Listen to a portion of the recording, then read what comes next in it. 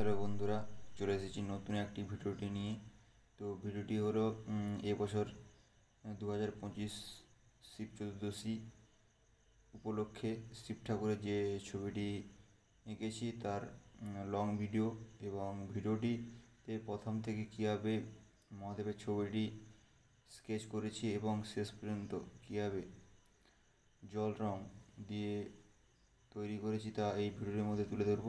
তো ভিডিওটি তোমাদের অবশ্যই ভালো লাগবে। ভিডিওটি একটু বড়, তো শেষ পর্যন্ত দেখো, খুবই ভালো লাগবে। ভিডিওটি ভালো লাগলে লাইক, শেয়ার, কমেন্ট এবং চ্যানেলটি সাবস্ক্রাইব করতে ভুলবেন না। চলো ভিডিওটি দেখে ফেলো সবাই। প্রথমে ভালো করে পেন্সিল দিয়ে শিব ঠাকুরের ছবিটি ভালো করে স্কেচ করে নিচ্ছি, যাতে রং দিতে খুবই সুবিধা হয়। তো কীভাবে লাইনগুলি বের করছি তা দেখো সবাই। তো এরপর শিব ঠাকুরের নিখুঁতভাবে লাইনগুলি বের করে নিচ্ছি। মাথাতে শিব ঠাকুরের যে লাইনগুলি করা হয় তা এঁকে নিচ্ছি। এরপর রুদ্রাক্ষরের মালাগুলি ভালো করে পেন্সিল দিয়ে এঁকে নিচ্ছি, যাতে খুব নিখুঁতভাবে মালাগুলি বেরিয়ে আসে রং দেওয়ার পরে।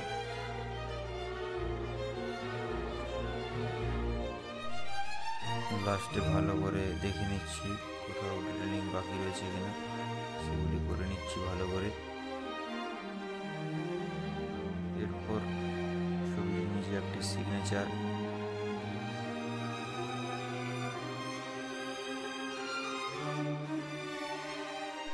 এরপর পাত্রে জল নিয়ে নিচ্ছি রং দেওয়ার জন্য। তো এখানে আমি ব্যবহার করছি পোস্টাল কালার দিয়ে ভালো রঙের কাজ ভালো হয়। একটু রঙটা তৈরি করতে কষ্ট হয় এবং রঙটি বারবার ফুটে তোলার জন্য দিতে হয়, তো পরবর্তী রেজাল্টটি খুবই ভালো আসে। প্রথমে মাথাতে আমি রং করে নিচ্ছি ব্রাউন কালার দিয়ে। মাথাটি শিবের চুলগুলি ভালো করে রং করে নিচ্ছি।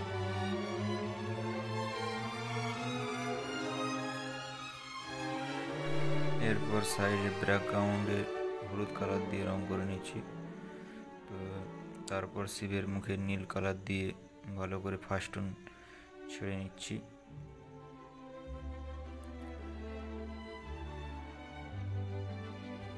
এরপর শিবের গোলাতেও ঠিক একইভাবে রংটি করে নিচ্ছি।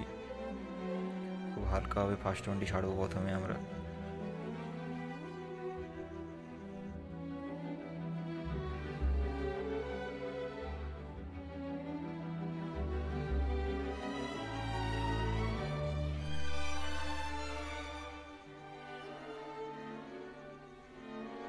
ব্যাকগ্রাউন্ডে ফার্স্ট টোনের কাজ শেষ হওয়ার পর সেকেন্ড টোন করে নিচ্ছি এবং রুদ্রাক্ষরের মালাগুলিতে ফার্স্ট টোন ছেড়ে নিচ্ছি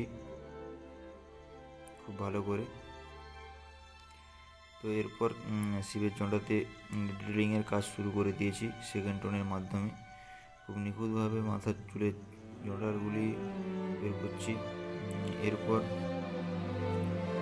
চুলের গভীরতা বোঝার জন্য ডার্ক টোন দিয়ে গভীরভাবে রংটি করে নিচ্ছি, যাতে চুলের ডিজাইনগুলি ভালো করে বেরিয়ে আসে।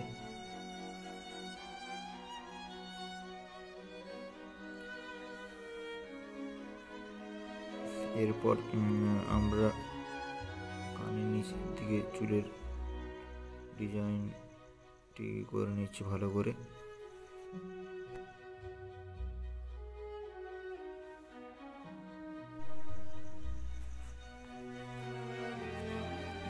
নিচে জলে সেকেন্ড টোন দিয়ে টোনটি দিয়ে নিচ্ছি শ্যাডোটি ভালো করে যাতে বোঝা যায়। এবং নামের সিগনেচারে একটি রং দিয়ে ফাস্টন করে নিচ্ছি। এরপর কাজ প্রায় শেষের পথে। লাস্টে স্কেচ দিয়ে ভালো করে ব্যাকগ্রাউন্ডের চাঁদটিকে বের করে নিচ্ছি, যাতে ব্যাকগ্রাউন্ডে চাঁদটি ভালোভাবে বোঝা যায়। খুব চাঁদটিকে বের করে নিয়েছি। তো ভিডিওটি ভালো লাগলে লাইক, শেয়ার, কমেন্ট এবং চ্যানেলটি করতে ভুলবেন না। চলো আজ এই পর্যন্ত, দেখা হচ্ছে পরবর্তী কোনো একটি লং ভিডিও নিয়ে। তো সবাই ভালো থাকবেন, চলো।